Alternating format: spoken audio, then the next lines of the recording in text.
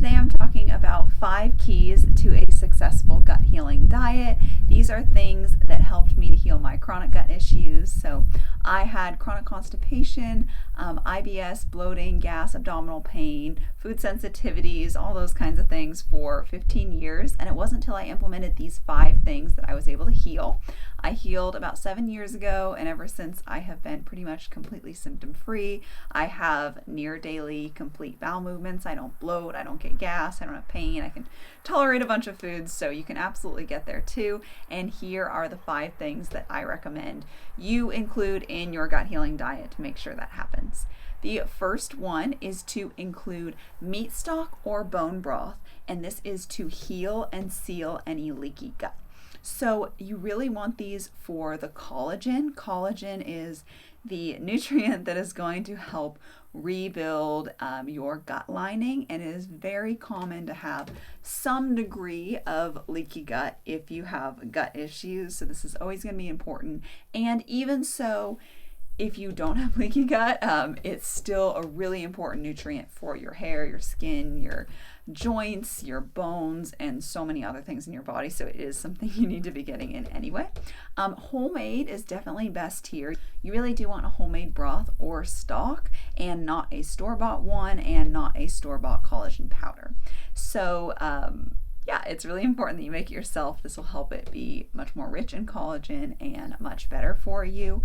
People with very severe gut issues, histamine intolerance, things like that, usually tolerate meat stock better, which is cooked for a shorter period of time, about 2 or 3 hours. And then people with a little less severe issues, or people that are further along on their healing journey, do great with bone broth, which is cooked longer, around 8 to 24 hours, depending on what you use to cook it. Slow cookers, where you're going to get to 24 hours. If it's on the stovetop, you're not really going to go past 12 hours. But anyway, that's a little bit more rich in collagen, so it's very helpful for healing. So this is so crucial for healing. I recommend everyone gets at least 2 cups every single day of homemade meat stock or bone broth. If you want to do more, that's even better. And basically, I want to talk a little bit about leaky gut. Leaky gut is so common for so many people, and basically what it is these gaps start forming in your gut lining. So your gut lining is a wall of cells that's only 1 cell layer thick, and basically when there's gaps between the cells, things can travel from your GI tract and into your bloodstream that are unwanted. So this could be little food particles, and when this happens, your body starts to recognize those food particles as like foreign invaders and mounts an immune response to them, and that's how you end up with food sensitivity. So if you really react to dairy a lot, your body is probably from eating dairy in the past and having dairy seep into your bloodstream, recognizes it as a foreign invader and mounts an immune response. So if you have a ton of food intolerances, you definitely have leaky gut. This also cascades and can cause autoimmune diseases, which basically is toxins coming in through your GI tract into your bloodstream and then storing in a tissue, and then your body attacking that tissue to try to get the toxins out. So if you have autoimmune disease, this is the root cause of that as well. If you have histamine intolerance, it's pretty similar to the food intolerances on how that happens. So leaky gut is very, very common. And then also, if you have something like Crohn's or colitis and you just have damage to your intestinal lining, the collagen in the broth is really going to help to repair that as well. So this is crucial for healing. The second thing is you want to include fermented foods to help rebalance your gut microbiome. So homemade are going to be best here. So this is things like fermented veggies, kimchi, sauerkraut, yogurt, kefir, things like that are going to be really beneficial. Little tip here, if you're prone to constipation, go for more fermented veggies. And if you're prone to diarrhea, go for more fermented dairy, and that will help you fix those issues. Neither will cause the other. So if you're constipated, dairy is still fine. If you have diarrhea but you can't tolerate dairy, fermented veggies are still going to help you. But yeah, veggies are generally better for constipation. Dairy is generally better for diarrhea. But anyway, so you want to have homemade ferments, and the main reason for this is to fix your gut microbiome. Almost everyone that has gut issues has issues with their gut microbiome. So the issue you get here is dysbiosis, where your microbiome, certain microbes overgrow and they cause issues, and then you lack certain microbes you lead to have a healthy microbiome. This can result in a lot of gas and bloating because the overgrown microbes produce this gas when they're like eating their food, so like fibers and things like that. It can cause constipation or diarrhea by basically the gases can draw fluid away or towards the colon, and then it can also cause alternating. A microbiome that's overgrown can lead to things like yeast infections, candida, fungal infections, things like that. So there's a lot of things that can come about from this. If you have a history of antibiotic use, you probably have a messed up microbiome unless you've already corrected it.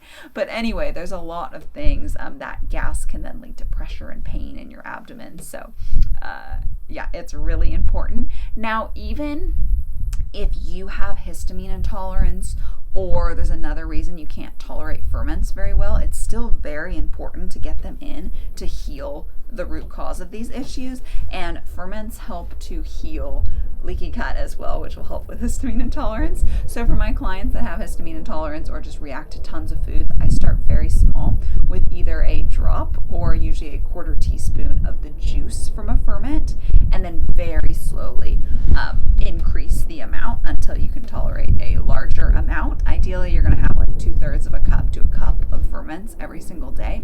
You can drink the juice, so you can drink sauerkraut juice, you can drink the juice from fermented veggies. That's great. I made beet kvass. I have that on the counter, and I'll probably drink a little bit right after this video when I have lunch. So that's another option for ferments. But this is going to introduce a lot of really good microbes that will help to rebalance your microbiome. So it is an absolutely crucial part of healing your gut. A lot of these things that I'm sharing are things I see people miss very often. So with the meat stock or bone broth, you really do need 2 cups whole made at least every single day. And with the ferments, you really do want 2/3 to a cup. 2/3 a cup to a cup of ferments every single day to heal, and homemade is far better. Again, if you have to work up to that, that's okay, but that is the long-term goal of how much you want to be having. The third thing is to cut out or properly prepare high anti-nutrient foods. So high anti-nutrient foods are nuts, seeds, grains, and legumes.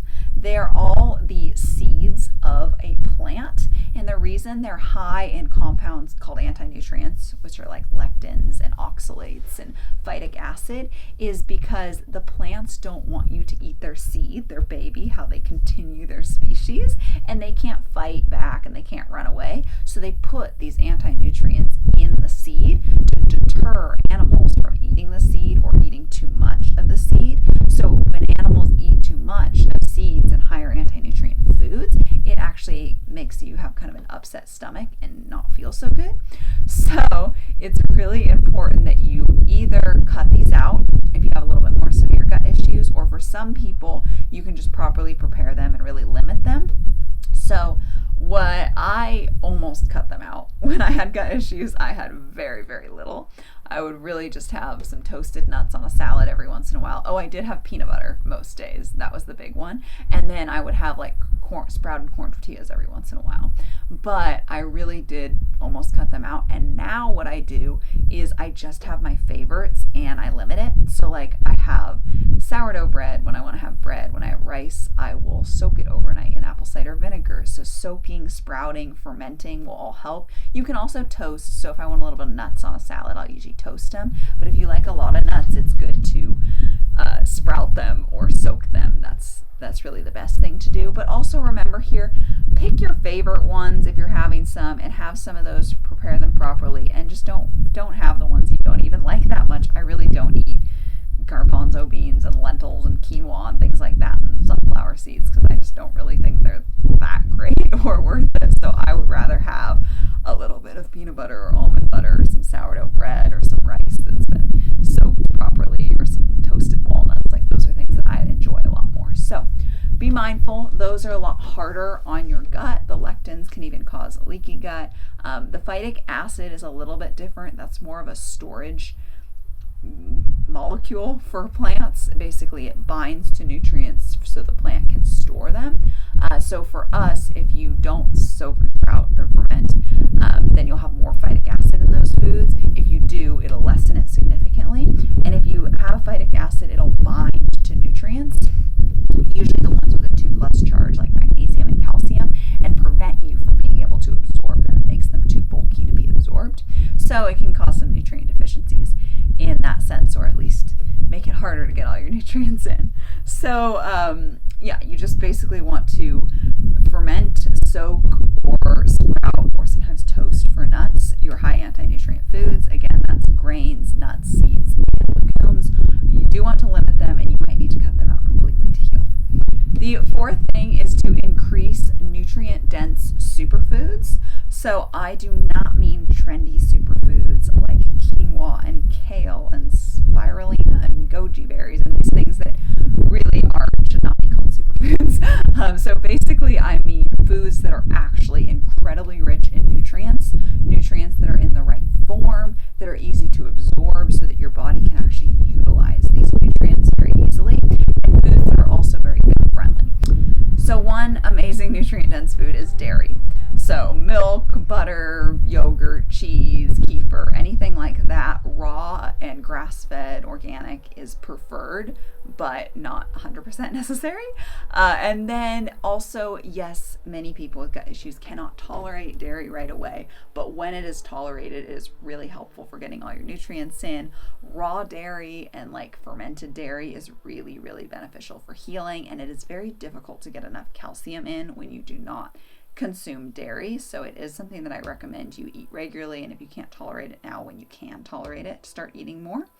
And then animal fats like lard, tallow, butter, and ghee are extremely healing to your gut lining. They actually are pretty nutritious. They're the healthiest fats to cook with because they don't oxidize. And yeah, so they're a great option. Fish roe, like salmon roe, is incredibly nutrient rich. It has a lot of omega-3 and vitamin E and lots of other ones too, but it is very nutrient rich.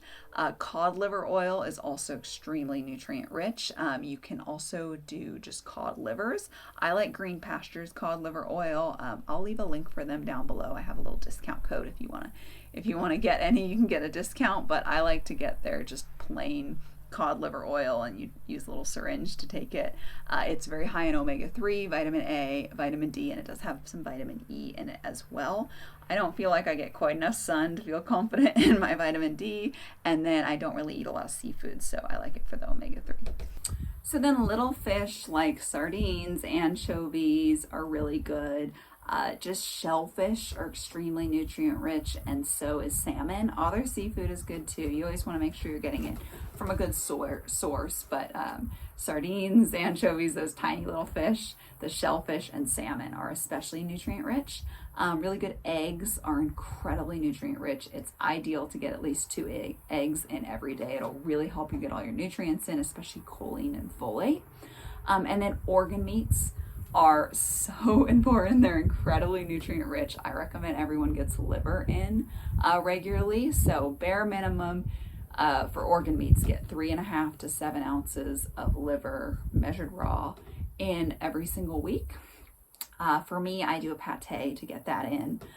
You can make a meal with liver, you can mince up liver, you can get ground beef with liver mixed in, or you can get organ supplements. So I like Heart and Soil. I'll take a few of their gut and digestion ones from time to time just to get like other organs in there. It has like intestines and stomach lining and things like that. So it's a really good way to get those funky organs in to just better balance your nutrient intake. And then also if you just don't want to eat liver or organs, you can just get the plain liver supplement, or you can get the like beef organ supplement and just take that to make sure you get your organ meats in. I'm not a big supplement person, but I like those two, the cod liver oil and organ supplements, because they're real whole foods, and both those companies are really good and really care about giving you good food, and they're really helpful for filling in nutrient gaps. Again, you do not need them. You can eat organ meats regularly, and you can get plenty of seafood and get all your nutrients in. But if you don't like seafood or you don't like organ meats, it can be very helpful. Also, just nose to tail foods in general. So if you want to eat oxtail, or cook up some shank, or you want to have some marrow bones, anything like that is going to be really great. The more you can kind of diversify the types of meats and cuts of meat you get, the better. It'll help you balance your nutrient intake better. So you do not have to eat every single thing on this list, but the more you eat, the better. And if you eat all of them, it will certainly help you to get all of your nutrients in. Getting all your nutrients in is key for healing. You need nutrients for every system in your body to function properly, and you need nutrients to heal and repair any damage in your gut. You need nutrients to make your digestive enzymes so you can break down your food well. You need nutrients to have colon contractions so you can have normal bowel movements. You need nutrients for everything. So a really important part of healing is getting all your nutrients in, and that is what this section is about. The foods that will actually help you to nourish your body and get the nutrients that you need in. A lot of times people will be eating healthy and they're not eating processed food, and they are eating whole foods, but they're not actually prioritizing the nutrient-rich foods. You want your diet to have a lot of animal foods, a lot of meat and broth and eggs and seafood or cod liver oil and salmon roe and those sorts of things. Dairy, all of that is going to be really helpful. And you really don't want to be having like just a bunch of salads and quinoa and grains and beans and legumes and nuts. Like, that's not going to nourish you, and it's going to be very high in anti-nutrients, and it's going to be really hard on your gut. And then other foods to eat are, like I mentioned, meat, but like fruit and cooked veggies, tea, honey, all of those are great options as well. Tea can be really soothing, especially herbal teas.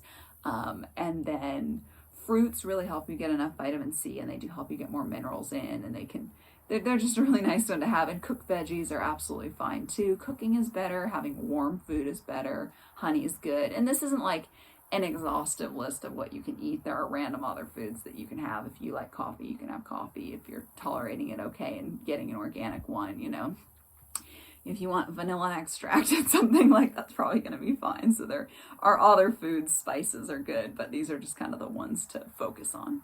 All right, so number 5 is to cut out other gut-harming foods. So I wanted to specifically emphasize high anti-nutrient foods earlier, but there are some other gut-harming foods that you definitely want to make sure you cut out. So one is processed foods. That's pretty obvious. That's not going to be good for you. The next is sugar and artificial sweeteners. So like sweet and low, aspartame, things like that. And stevia is actually an artificial sweetener as well that is not good for your gut. So you want to cut any of those out. Some people will need to cut all sweeteners out. However, many people can still have a little bit of like a raw, local organic honey, and that can be okay as long as you don't go crazy with it. So then seed oils, so things like corn oil, cottonseed oil, canola oil, sunflower oil, safflower oil, soy oil, grapeseed oil, rice bran oil, anything coming from that seed of a plant, those like high anti-nutrient foods, you do not want to have those. They're extremely inflammatory. They are really bad for your heart, for your gut, for your body. Like, they're just a really bad thing to have. Gums and like thickeners can also be harmful to your gut. Any kind of preservatives, alcohol is really detrimental to your gut microbiome. It's really important that you cut out alcohol while you're healing. And then another note is just any food that you have a noticeable reaction to, it's most likely going to be good to cut out for a while. Now, you do need to have your collagen, so you need to have bone broth or meat stock. However, if you're reacting to bone broth, you can go to meat stock. You do need to have ferments. If you are reacting, you can try different kinds of ferments, and you can start very small and gradually work your way up. And you do really need to be having liver too.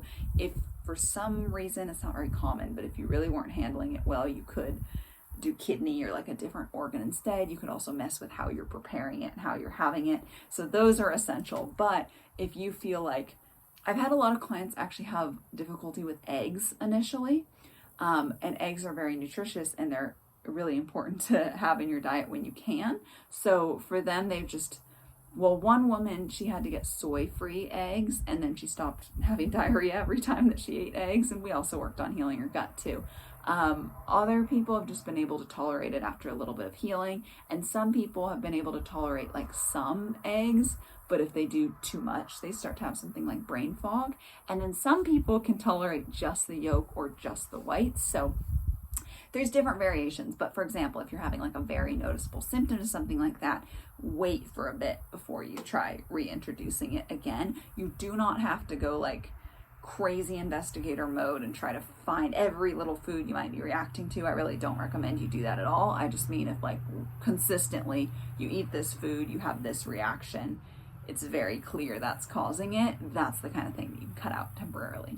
Anyway, those are the 5 things that I recommend you include for a successful gut healing diet. So again, those are: 1, include meat stock or bone broth; 2, include fermented foods; 3, cut out or properly prepare high anti-nutrient foods; 4, include nutrient-dense superfoods; and 5, cut out other gut-harming foods.